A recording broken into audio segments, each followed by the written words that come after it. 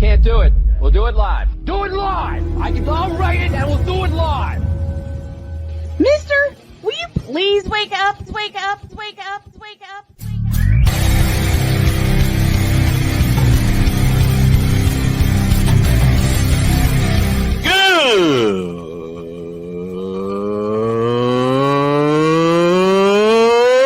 Good morning!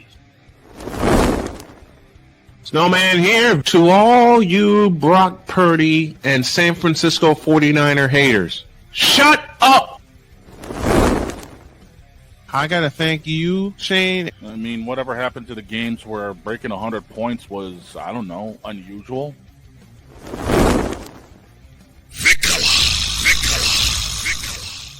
There was one word to sum up the All-Star weekend. Trays. Cause we take this job so serious. Splash Brothers, yes. Ray Allen, replace him with Steve Kerr. Reggie Miller, yeah.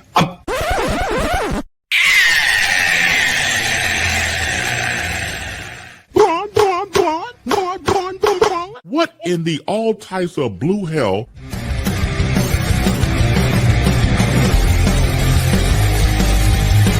Oh yeah!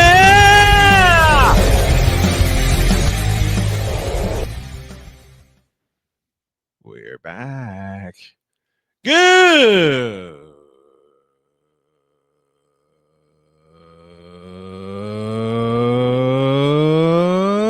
morning. Welcome to the tripped out Thursday edition of Snowman in the Morning. Glad to have y'all with us. This first hour, of course, is powered by Invader Coffee, fuel for the fearless. Use the code Snowman and get 50% off your purchase.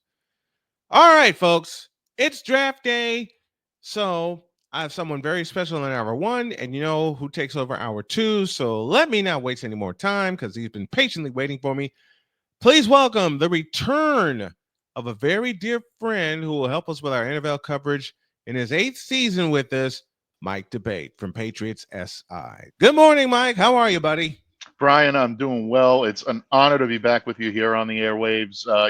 They say you can't go home. Who said the Bon Jovi and Jennifer Nettles didn't have it right? You can go back home again. I truly feel like I am home whenever I come on this show, and I thank you for being such a great friend to me throughout the years, bud. Oh, man, it is a pleasure. As I said, Mike will be our senior NFL insider. He's in his 8th year with us.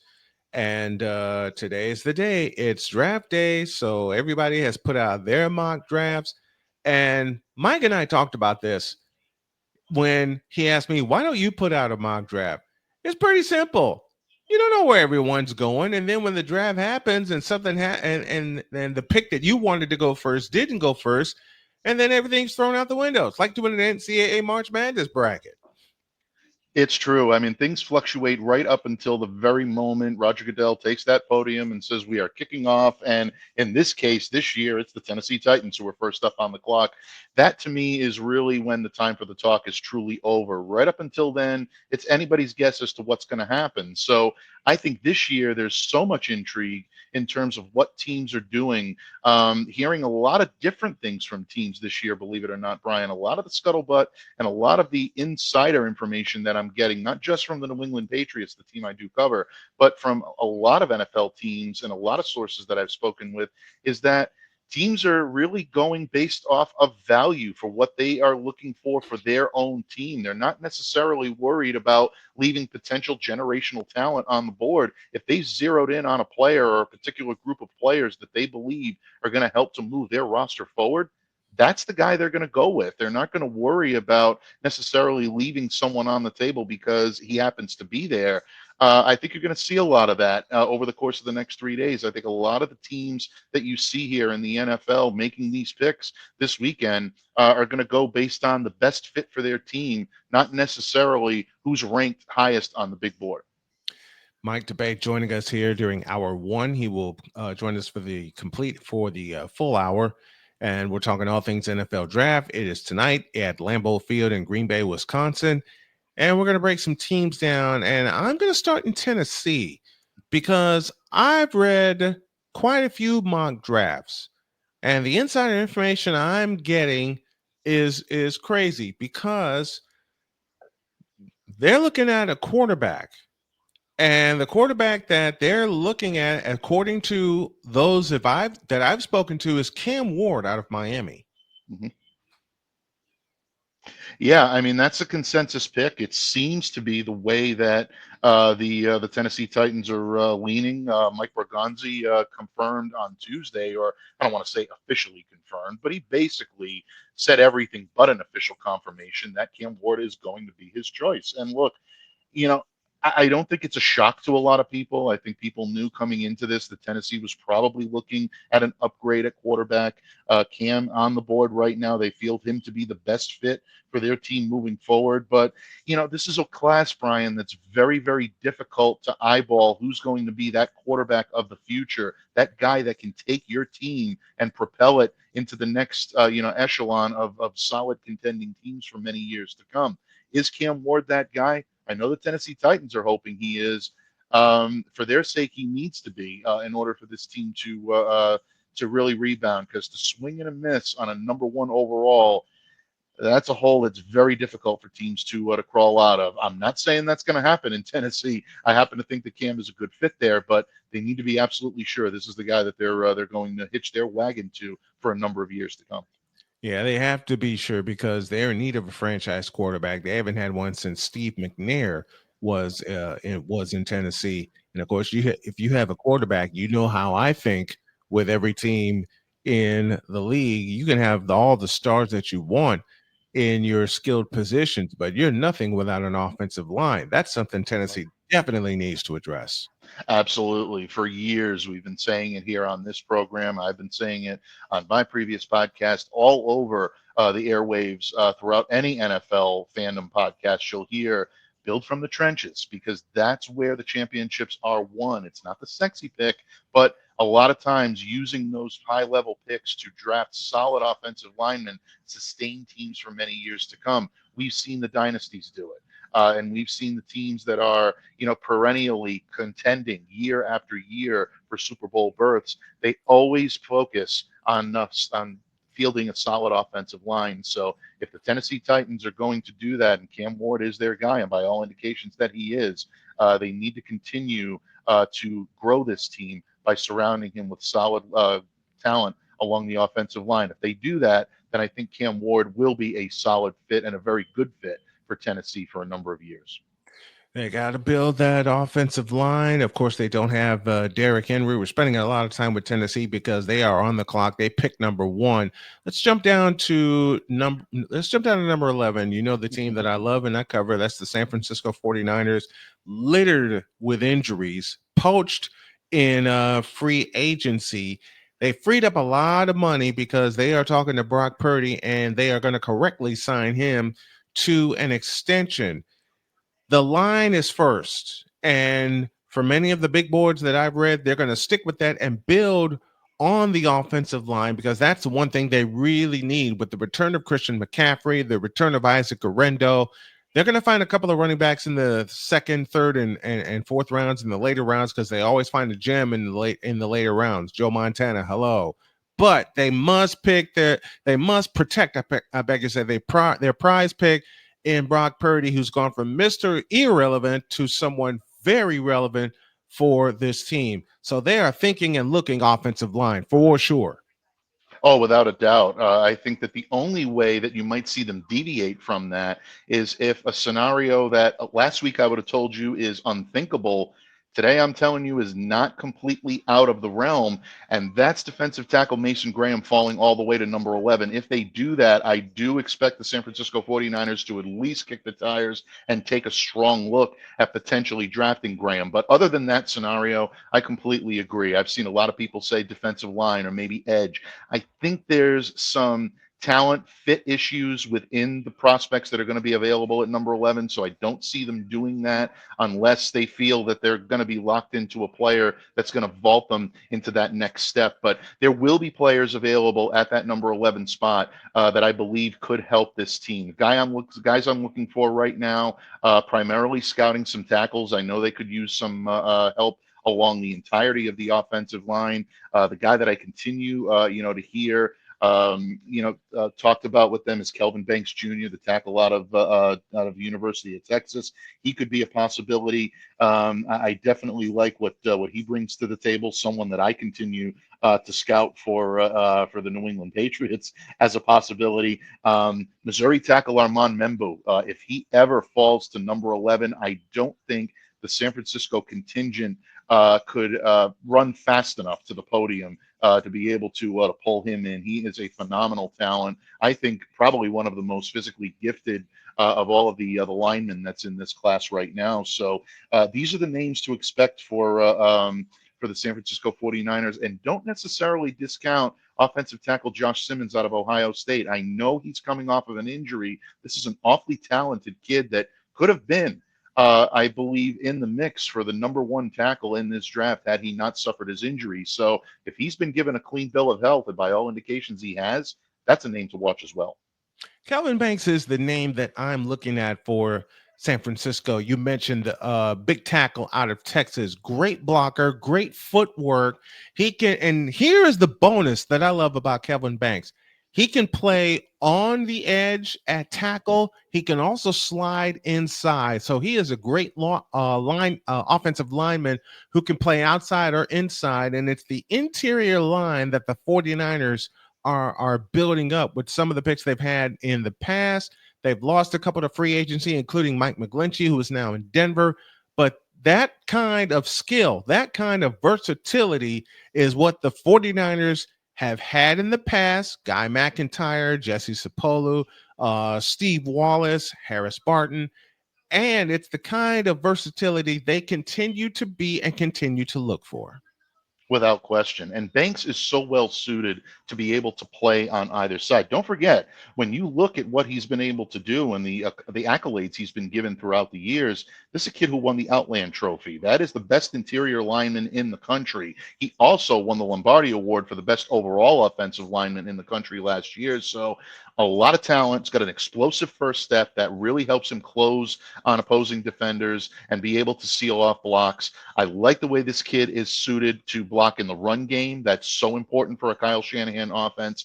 And then you look at his pass protection, which does need a little bit of work, in my opinion. But at the same time, if you have him surrounded by competent talent, this is going to be something that I think he'll be able to move into on his own. And even if they do have to kick him inside and he's not a specific tackle at the pro level, 33.5-inch arms is his arm length. I know some people have been concerned about that. That's more than perfect for a guard, and it's adequate for a tackle. So you want to talk about a chess piece that you can move all throughout this offensive line and a guy that's capable of playing multiple positions.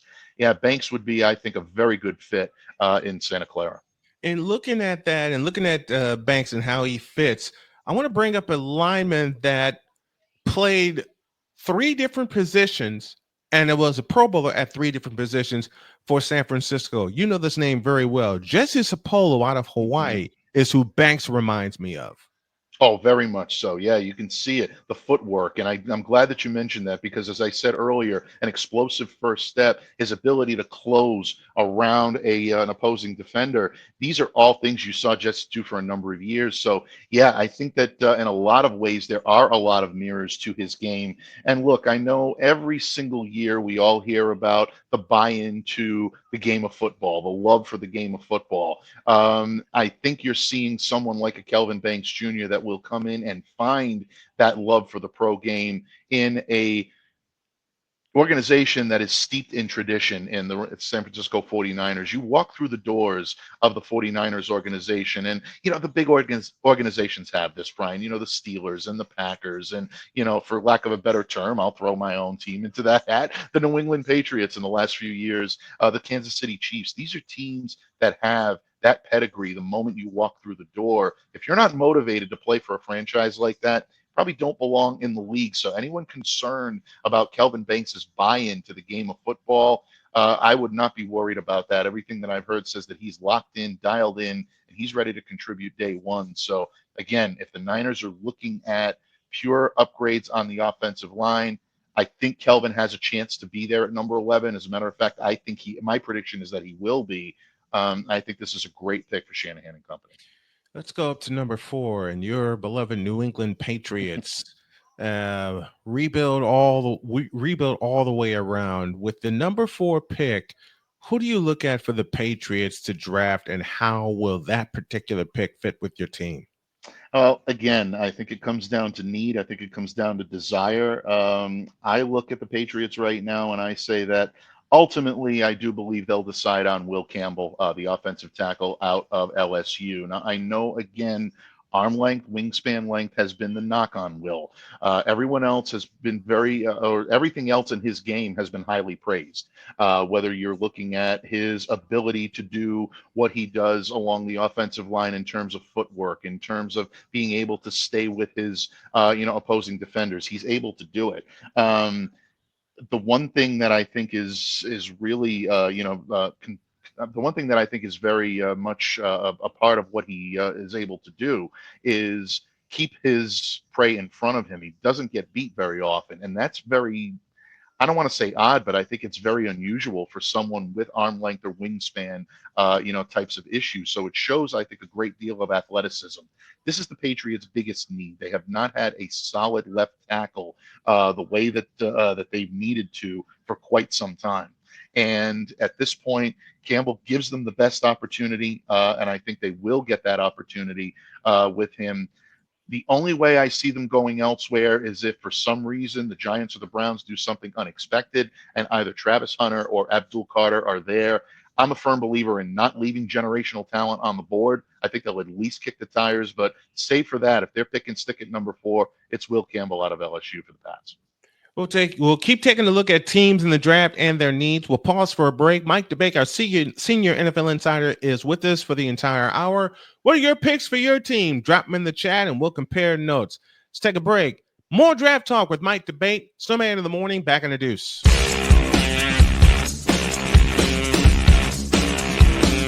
This is Snowman in the morning.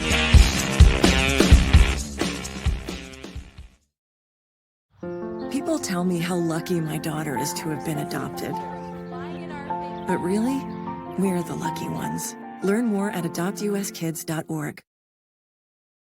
This planet has been great to me. It's given me gifts that I can't even explain. It's given me adventures and memories I'll never forget. And Battleborn, I think, has given me the opportunity to go beyond and give something back. How can I be a better custodian to this planet and the place I live? That's where I am with Battleborn. Let's make the planet a better place. Whether it's news, the largest egg producer finds bird flu in chickens at a Texas plant, weather, devastating tornadoes rip through the heart of the United States, inspiration, a breast cancer survivor completed the journey of chemotherapy and now begins a future one of matrimony, or sports. Michael Jordan is shown on a photo with Diddy. LeBron James has a video extolling the virtues of a Diddy party. This has been yet another beating a dead horse presentation. We got you covered. BS3 Network, in association with Comey Media Incorporated, proudly present The Morning Shift with Cole Johnson. Live every weekday at 8 a.m. Eastern, 7 a.m. Central.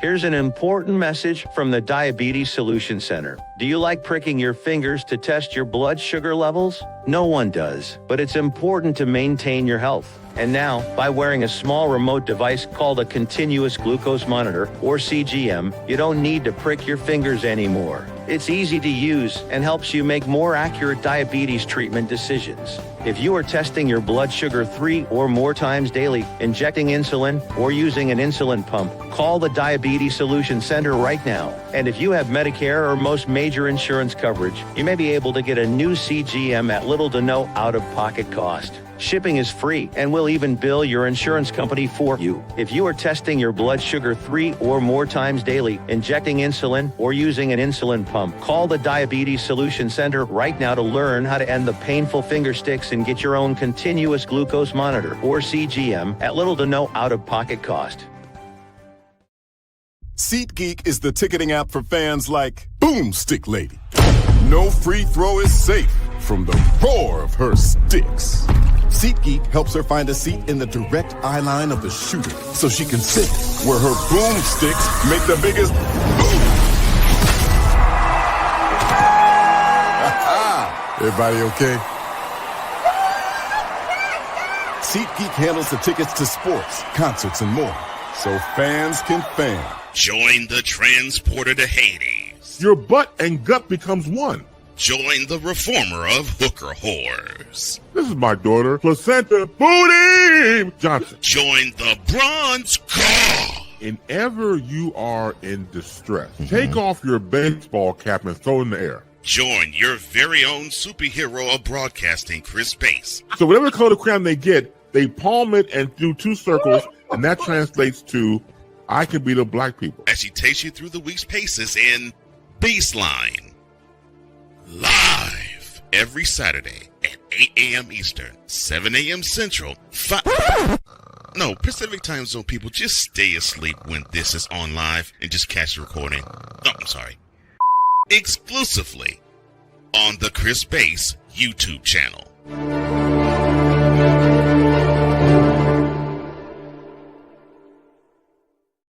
Mister, how do you operate this Twitter thing or this Instagram thing or whatever the heck? You're supposed to know all this stuff. Anyway, welcome back to the show. The best sports show keeps on rolling. 31 after the hour. And I'm so happy to say this because of the stations that we are on. And I happily say we owe you an ID. Let's pause for station identification. This is Snowman in the Morning. This is WJKS, Indianapolis, Chicago, and the world. Thanks to the stations for joining us. Mike Debate joins us as well, our senior NFL insider. And Mike, let's take a look at, I want to take a look at the Chicago Bears. There's a lot of, I'll go ahead and say it out loud, false hope with the Bears, not realizing how much they have to rebuild around Caleb Williams, because they're going to stick with Caleb Williams. I'm still not sold on him yet, but he only goes as far, and you've heard me say this before, as his offensive line. And they didn't go very far under Caleb Williams with that porous, absolutely porous offensive line they have.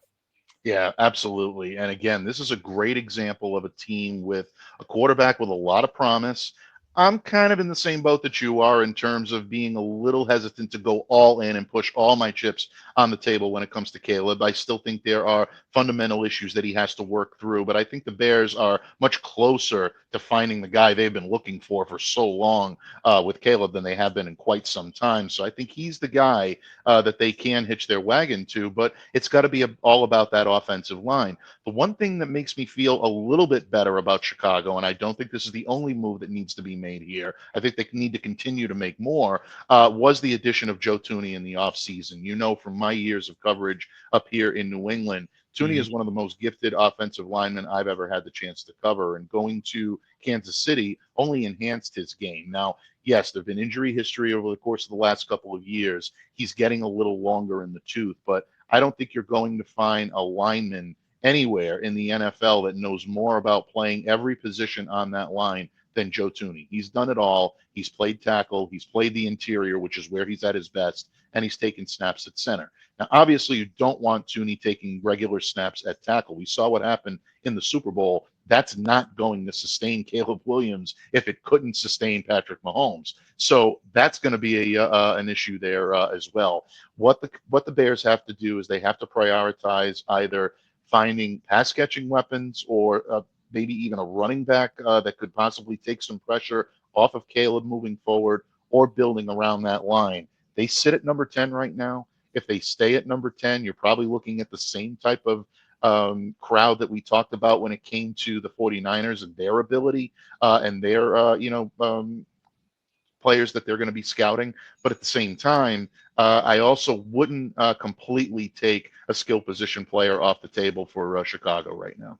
It is. And I am not sold on Caleb Williams. I said that at the top of last season. You heard me say it. You were with me when they made the pick, and my eyes were rolling in the back of my head going, Who's this Caleb Williams and why have they picked him? I stand by my statement when it comes to Caleb Williams that his best days were in Norman, Oklahoma, in particular a game against Texas, because he didn't impress me that much at USC, and yet the Bears are pushing all their chips to the middle of the table when it comes to Caleb Williams. Yeah, I think a lot of that was reputation surrounding him. Maybe it was a little bit of the USC mystique.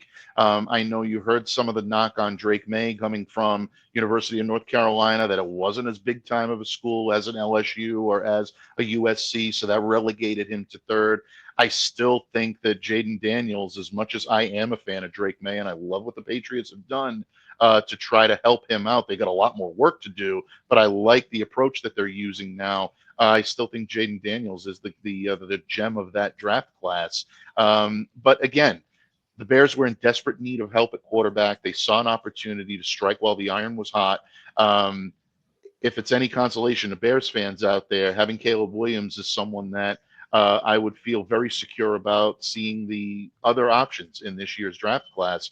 I think that they've got a guy that they can try to build, but again, it's going to depend on the weapons around him. I don't see him being the type of quarterback that's going to be able to elevate a subpar team around him and carry them until those guys reach his level. They need to get some real solid talent around him, in front of him in the line, and then, of course, at the skill positions in order to really make sure that he reaches his potential. And you've got a limited window. Rookie contracts are great, but they are limited.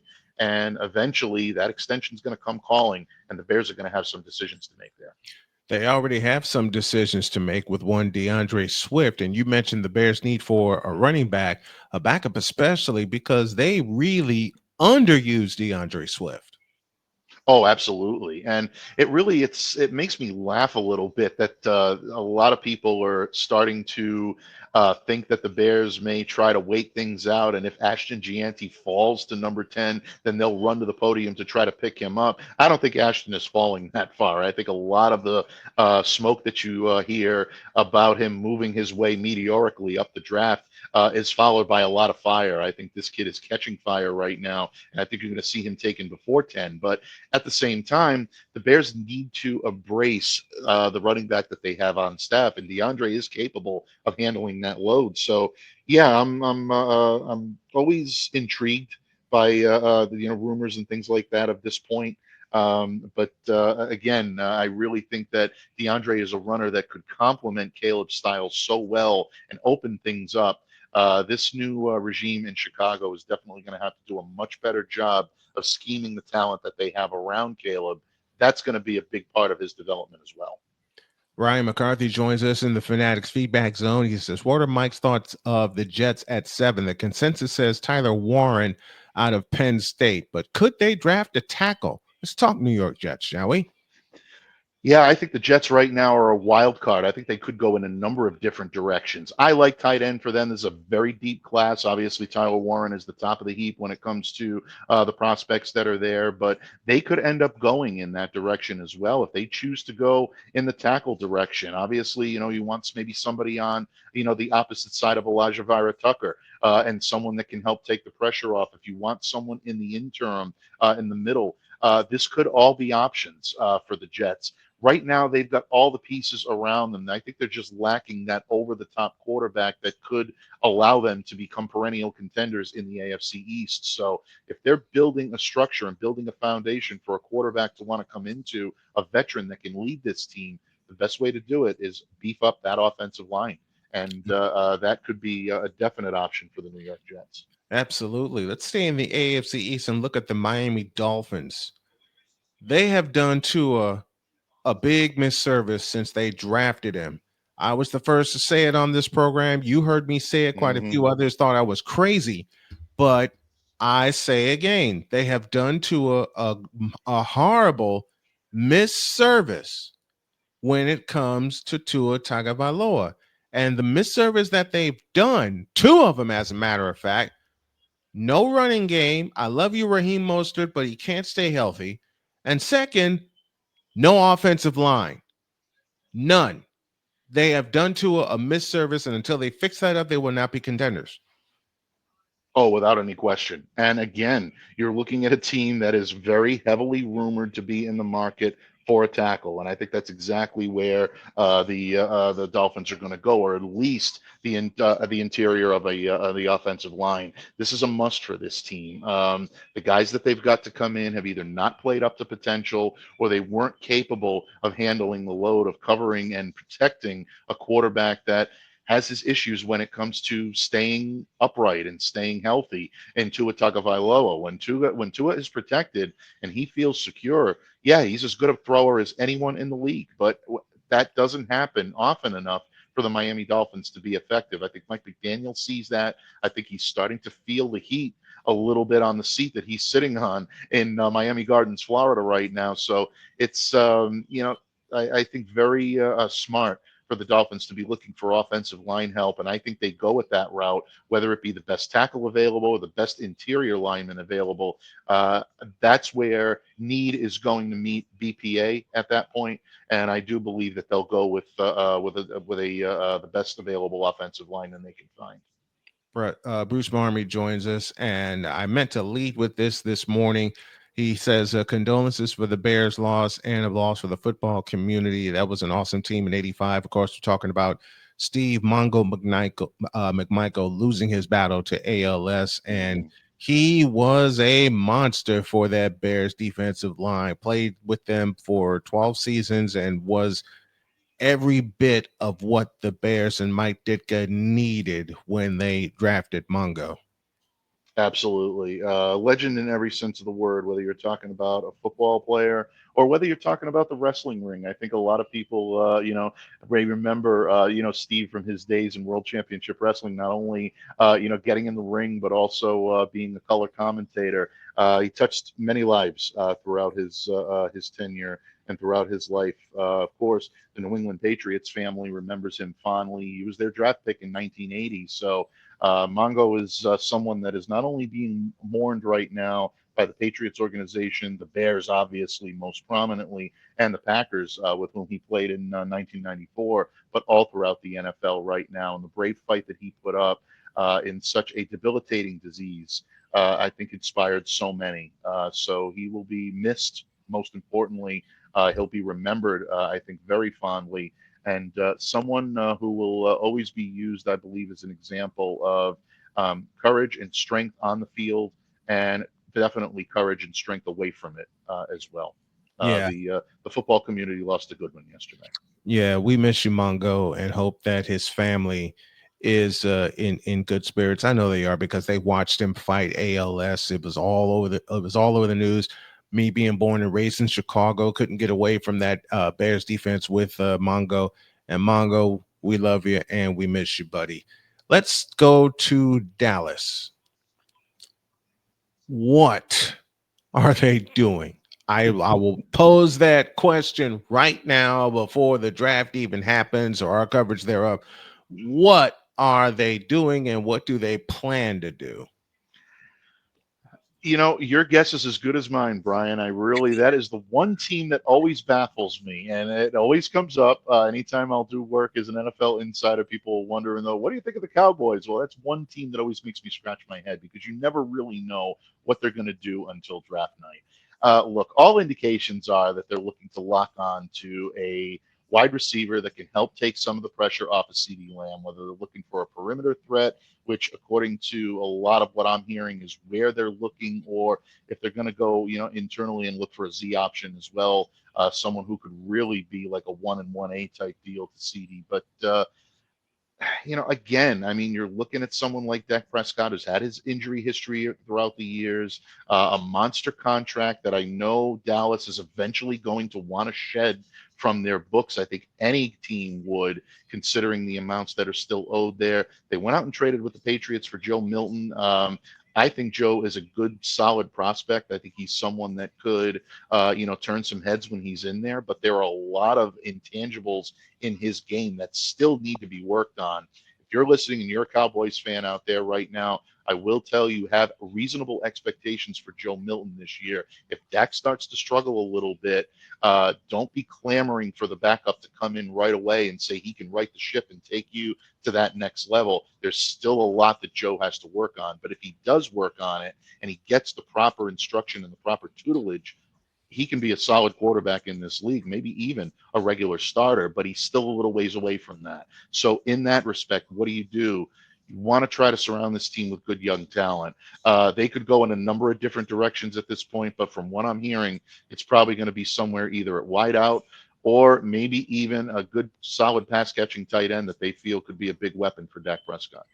But the weapon that they're missing is a running game. Thank you. And a running back. They have missed that weapon since Emmitt Smith. Yep. They have not had that kind of weapon since they had the triplets. Of course, Troy Aikman, Emmitt Smith, Michael Irvin. They also had Alvin Harper on that team. Jay Novacek, their tight end. They don't have those kind of pieces that can make them stick their chest out and say, hey, we're finally back offensively. Offensively, in the last 3 years, they've only had a total of 6 games where they were really clicking offensively all over the place. And the reason for that is they don't have the weapons.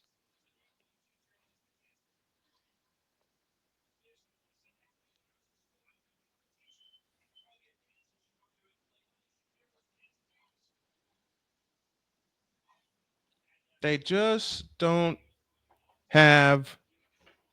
I think we've lost Mike. We'll try to get him back here. But with the Cowboys, they just don't have the weapons. And they haven't had the weapons in a long time. In a very long time. We'll take a break right here, and hopefully we'll get Mike back on the line. But when y'all come back, we'll go over some more of the draft, and then at 12:05, Mike Drop Moran takes over the show. Oh boy. Back after this.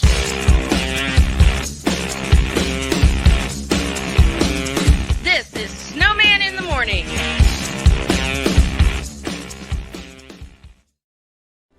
Are you ready to upgrade your coffee game? Prepare for an invasion of flavor with Invader Coffee. It's the caffeinated elixir that fuels champions, the blend that pushes boundaries. Whether you're battling deadlines or exploring uncharted territories, Invader Coffee has your back. Join the invasion at invadercoffee.com and taste the difference for yourself. Use the code Snowman for 15% off your first order. Invader Coffee, veteran owned.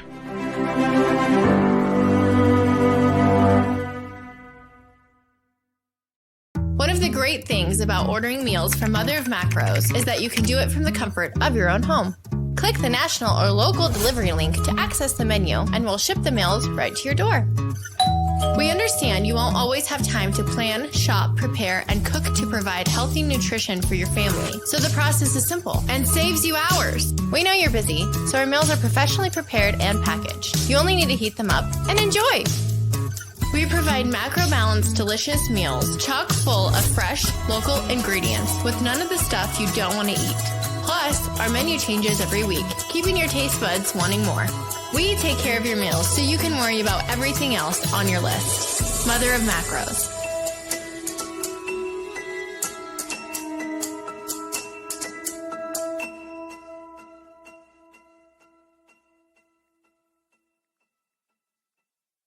SeatGeek is the ticketing app for fans like the High Five Strangers guy.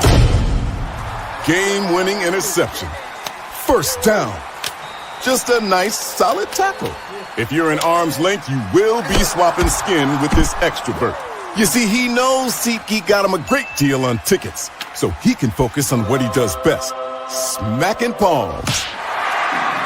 SeatGeek handles the tickets to sports, concerts, and more, so fans can fan. Quins. Moment of clarity. I haven't watched BET in years. KP. Drake needs to come back with another triple platinum album. E Digger. And then you have Ray J. Like, I can't stand that River Cricket. The Guru. Okay, the level of crack she's smoking, I don't want it. BS3 Network proudly presents the Knucklehead Chronicles podcast, where from card tips to hot topics to meet beep of the week, anything goes. Live every Sunday at 2:30 p.m. Central.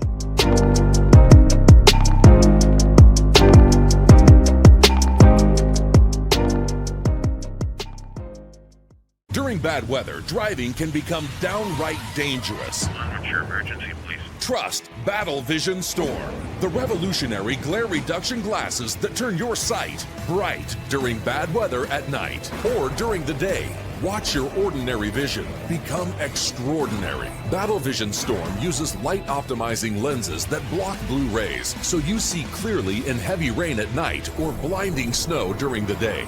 Heavy rain, snow, sleet, or fog can make it impossible to drive. Not with Battle Vision Storm. Get your Battle Vision Storm for only $19.99. But wait, due to rising costs and supply chain shortages, this may be your last chance to get your very own at this low price. There is a strict limit of 4 Battle Vision Storm per order while supplies last. Don't wait, order now. Call 1-800-483-6319 or visit battlevisionstorm.com. So call 1-800-483-6319 now. Mister, how do you operate this Twitter thing or this Instagram thing or whatever the heck? You're supposed to know all this stuff. Anyway, welcome back to the show. Mike debates with me, Snowman here, as we count you toward the top of the hour, 9 minutes from the top of the hour thereof. Mike, you still with us? I am still with you. I do apologize for that before, a little audio cut out there, but I am still with you. Good. Okay, I said it before the break about the Cowboys. They just don't have the weapons to surround Dak Prescott. And to me, Dak Prescott has not been all of that since he came into the league from Mississippi State. Now, a lot of Cowboy fans would look at me and go, are you crazy? Do you look at his numbers? I do look at his numbers, but I also look at the team surrounding him, and they haven't had that team. No, they really haven't. And in a lot of ways, I agree with you. Should they be looking at someone that can be that rock, that can handle the rock, basically, that can be the running back of the future to really take that pressure off of Dak? Yeah, in my opinion, they should be. Now, we're hearing a little bit that Dallas may feel that because this is such a deep running back class that they want to go for a pass-catching wideout early on and maybe wait to the second round to draft that running back. I know Travion Henderson out of Ohio State is a name that keeps being bandied about by someone who may interest the Dallas Cowboys brain trust. But, at this point, I wouldn't rule out an offensive tackle in the spot either. I know there were some guys that could slip to that level, maybe an interior lineman. But at the same time, in the first couple of rounds, I do believe that Dallas is going to need, without any question, to address that running back position, because you're absolutely right, Brian. They need that guy that can take the pressure immediately off of Dak Prescott and make things a little bit more cohesive in Dallas and make sure that that offense lives up to expectation. Stay in the NFC East before we go to the top of the hour. And let's take a look at Washington. A season for the ages. First time they've been in the playoffs in a while, and they got as far as the NFC Championship, but couldn't compete with the high-flying Eagles in Philadelphia. What do the Redskins need to do to improve and have an even better season than last year? They already signed Deebo Samuel in a trade. One thing I am afraid of with Washington, they have Terry McLaurin at their number one. Deebo's going to want to be a number one, but I don't think he will be. So what do the Redskins do to get Deebo into the offense? And where do they look in the draft to bolster their team from what happened last year? Well, I agree with you. I think Deebo is going to be used as more of a dual threat. You can see him coming off the jet sweep. That's his style. That's his MO. And that's exactly how I think Washington is going to want to deploy him. So if he's not going to be your number one, do you go after someone in the latter part of the first round that could be a typical number one receiver for years in this league? There are guys that represent that. I know Matthew Golden is someone that, players are that a lot of draft pundits are very high on. I do not see him slipping to number 29. I think he's going to be drafted long before that. I think his draft stock has risen meteorically over the course of the last few weeks. But a guy that I keep looking at is Emeka Egbuka, the wide receiver out of Ohio State. This kid is a prototypical Z, a plug and play, someone that can come in and automatically transform an offense. If he's going to be your top guy, and Jaden Daniels, can exploit his abilities on the field, This would be a great fit for Washington. If they don't decide to go offensively, you may see them go to the safety position and try to dip in there. I know Malachi Starks is someone who continues to be mentioned as a possibility for the Washington Commanders. So there's a lot that could be done there in Washington, but they have the guy under center right now. They've got their man in the quarterback position in Jaden Daniels. Now it's about surrounding him with talent with which he'll feel comfortable for a number of years. So they're in a good spot. And for the first time in a long while, Washington can feel very secure heading into this 3-day weekend that they have the right brain trust of running this regime.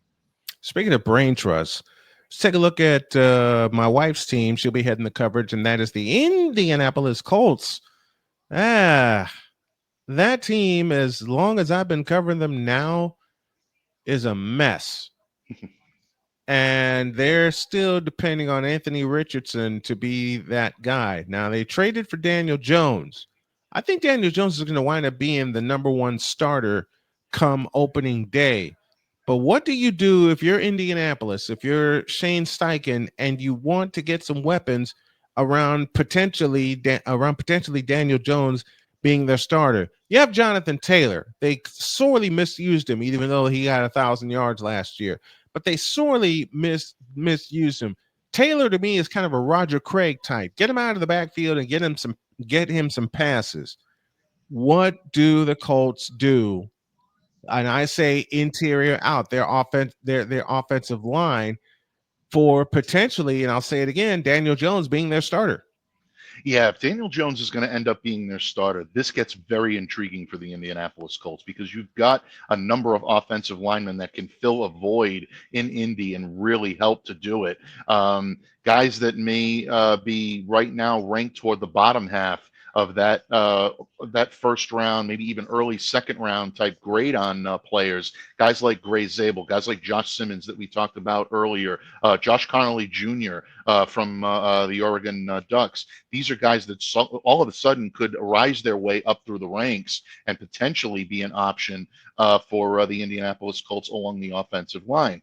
Obviously, the hot name for Indy is a tight end right now. Colston Loveland, I think, has been mocked to the Indianapolis Colts by every major outlet and every major pundit that I've followed all throughout this draft cycle. And I myself have found myself looking at his fit in Indy and saying it's a hand in glove. But again, they see things that we don't see. They know things that we don't know about their future plans.